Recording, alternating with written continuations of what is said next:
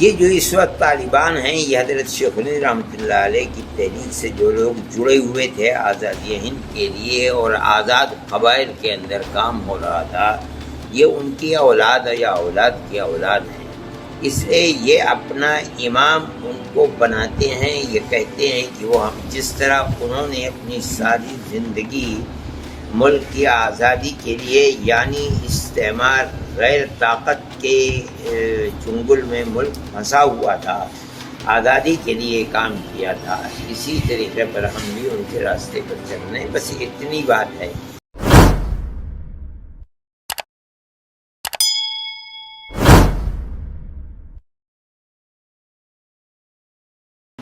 میرے خیال میں ایسی بات نہیں ہے۔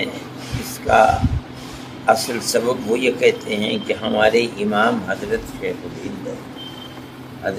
الہند دیوبند کے رہنے والے تھے، دارالعلوم دیوبند کے صدر مدرس تھے اور اپنے زمانے میں سب سے بڑے عالم تھے، لیکن انگریز کی دشمنی ان کے رگ و ریشے کے اندر سرایت تھی۔ پھر انگریز نے ان کو پکڑا اور پکڑ کر ان کو مالٹا کی جیل میں بند کیا اور 4 سال وہ وہاں رہے۔ انہوں نے ہندوستان میں انگریز حکومت کے خلاف سب سے پہلے وہ آدمی ہیں جنہوں نے افغانستان کے اندر آزاد ہند حکومت قائم کی تھی، جس کا صدر مہاراجہ پرتاپ سنگھ کو بنایا تھا اور مولانا برکت اللہ صاحب بھوپالی کو وزیر اعظم، اور ان کے شاگرد حضرت شیخ الہند رحمۃ اللہ علیہ کے شاگرد یہاں کے پڑھے ہوئے مولانا عبید اللہ سندھی رحمۃ اللہ علیہ کو وزیر خارجہ بنایا گیا تھا۔ یہ جو اس وقت طالبان ہیں، یہ حضرت شیخ الہند رحمۃ اللہ علیہ کی تحریک سے جو لوگ جڑے ہوئے تھے آزادی ہند کے لیے اور آزاد قبائل کے اندر کام ہو رہا تھا، یہ ان کی اولاد یا اولاد کی اولاد ہیں۔ اس لیے یہ اپنا امام ان کو بناتے ہیں، یہ کہتے ہیں کہ وہ ہم جس طرح انہوں نے اپنی ساری زندگی ملک کی آزادی کے لیے، یعنی استعمار غیر طاقت کے چنگل میں ملک پھنسا ہوا تھا، آزادی کے لیے کام کیا تھا، اسی طریقے پر ہم بھی ان کے راستے پر چل رہے ہیں۔ بس اتنی بات ہے۔ باقی یہ کہ وہ دیوبند کے پڑھے ہوئے ہیں، ملک کی آزادی سے پہلے لوگ تو پڑھتے تھے، مگر میں جہاں تک جانتا ہوں آج اس وقت اس میں سے کوئی زندہ نہیں۔ یہ لوگ وہ ہیں کہ ان کے پڑھے ہوئے ہیں، ان کے شاگرد ہیں، لیکن اصل بنیاد یہ ہے کہ وہ یہ کہتے ہیں کہ جس طرح انہوں نے اپنی جان کو قربان کر دیا اور شاگردوں کی فوج کھڑی کر دی، جنہوں نے 10 سال جیلوں کے اندر گزارا اور ملک کو آزاد کرایا ہے، ہم بھی اپنے ملک کو غیروں کے تسلط سے آزاد کرانے کے لیے کام کر رہے ہیں۔ تو گویا کہ جو لائن انہوں نے دی تھی اور اس کے اوپر وہ زندگی بھر کام کرتے رہے، ہم بھی اسی لائن پر چلنے والے ہیں۔ لوگ یہ سمجھتے ہیں کہ یہ لوگ دیوبند کے پڑھے ہوئے ہیں، دیوبند کے پڑھے ہوئے نہیں ہیں۔ ملک کی آزادی کے بعد کہاں تھا؟ اب تو کچھ ویزا چونکہ گورنمنٹ انڈیا کی ان سے جڑی ہوئی تھی اور ان کے ساتھ ان کے تعلقات تھے، وہاں کام بھی کر رہی تھی حکومت ہند۔ اس بنیاد کے اوپر کچھ لڑکوں کو ویزا مل جاتا ہے، لیکن اس زمانے میں تو کسی کو بھی ویزا نہیں ملا۔ اس طرح سے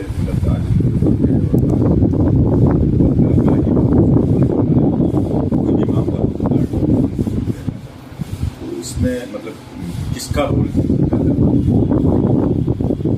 میں نہیں جانتا ہوں کون لوگ یہ لوگوں کے سامنے ہے، جو فرقہ پرستی کی ہوا چل رہی ہے۔ یہ کہا جاتا ہے کہ دارالعلوم دیوبند دہشت گردی کا اڈا ہے، لیکن ہماری تو تعلیمات کھلی ہوئی ہیں، 24 گھنٹے دروازے کھلے رہتے ہیں۔ جب ہم پڑھاتے ہیں تو ہمارے سبق میں کوئی بھی آدھے لوگ آ جائے، کوئی بھی چیز نہیں ہے، اور سبق کو سن لیں۔ ہم کیا کرتے ہیں، رات اور دن کتنے لوگ ہیں جو ہمارے ساتھ رہتے ہیں اور گورنمنٹ کے وہ پہ رہیں، ہمیں تو کبھی بھی کوئی پرواہ نہیں ہوتی تھی کہ ہم جو سبق دیتے ہیں وہ میل ملاپ کا مذہب سے اوپر اٹھ کر کے ہر آدمی کے ساتھ میل ملاپ کا ہمارا وہ ہے۔ ہم نے تو کبھی کوئی ایسی چیز ہی نہیں دی۔ لوگ کہتے ہیں کہ یہ مرکز بنانے جا رہی ہے گورنمنٹ، کیا کر رہی ہے، کیا کہتے ہیں گورنمنٹ کو اختیار ہے، ہمارے اوپر اس کا کوئی اثر نہیں پڑتا۔ جو ہم پڑھاتے ہیں وہ 14ویں رات کی چاند کی طرح روشن ہے. جس کا جی چاہے آئے ہمارے سبق کے اندر بیٹھ جائے. ہم تو پیار و محبتی کی ترقی کرتے ہیں، اور اسلام دنیا میں جو جنگل کی آگ کی طرح پھیلا ہے وہ کوئی دشمنی سے تھوڑی پھیلا ہے، وہ تو پیار و محبتی کے ساتھ پھیلا. دنیا کے ہر قوم نے اس کو قبول کیا ہے. لوگ یہ سوال کرتے ہیں کہ ہم گورنمنٹ کے وہاں کی گورنمنٹ کے طالبان کے سے محبت رکھنے والے اور ہم ان کے بارے میں اچھی رائے رکھتے ہیں، یہ بھی غلط ہے. ہم تو کسی کے بارے میں بھی کوئی رائے نہیں رکھتے. یہ تو مستقبل بتائے گا کہ وہ کیا کر رہے ہیں اور انہوں نے اپنے ملک کو کس طرح سے چلایا ہے. دیکھیے یہ ایک کھلی ہوئی بات ہے کہ جو دو چیزیں بڑی بنیادی ہیں کسی بھی حکومت کے لیے.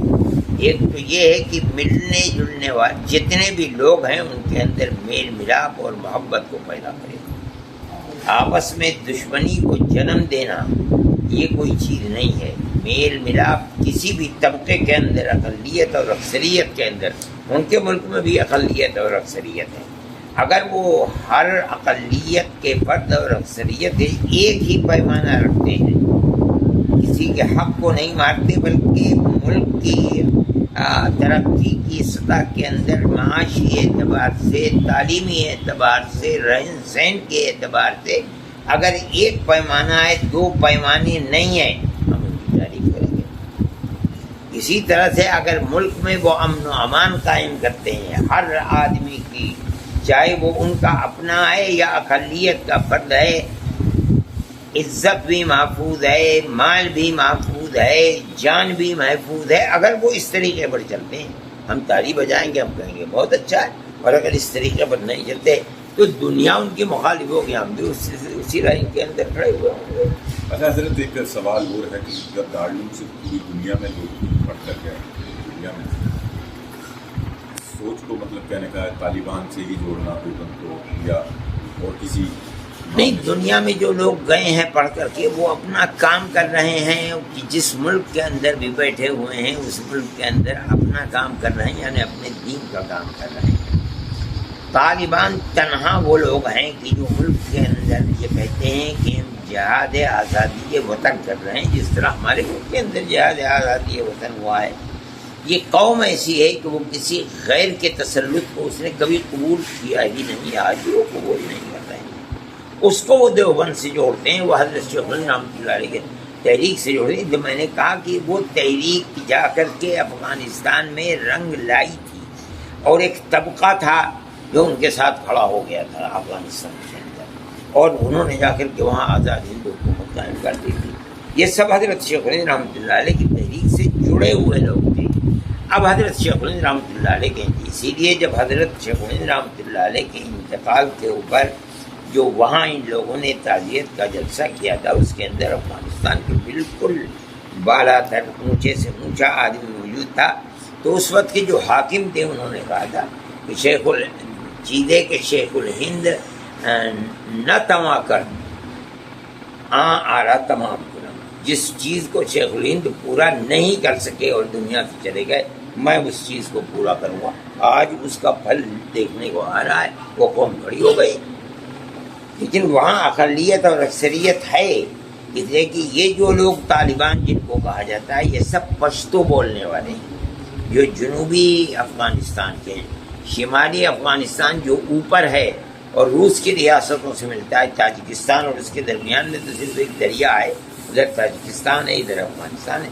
یہاں کے لوگ فارسی بولنے والے ہیں. ہمارا ماننا یہ ہے کہ حکومت کامیاب جب ہے جب ان دونوں کے درمیان میں ایک پیمانہ ہو، دو پیمانے نہ ہو.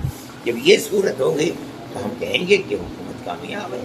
اور اگر یہ نہیں ہوتی ہے تو ہم سمجھتے ہیں جس سے دنیا کی حکومتوں کے اندر اکثریت اقلیت کے حقوق کو مارتی ہے، یہ بھی مار رہے ہیں اور کہتے ہیں کہ اسلامی انقلاب ہے. یہ اسلامی انقلاب نہیں ہوتا. اچھا، ہم حضرت یہ بھی دیکھ رہے ہیں کہ ہندوستان کی میڈیا ہے جو اصل چیز ہے وہ قرار ہوا ہے طالبان سے، امریکہ کا.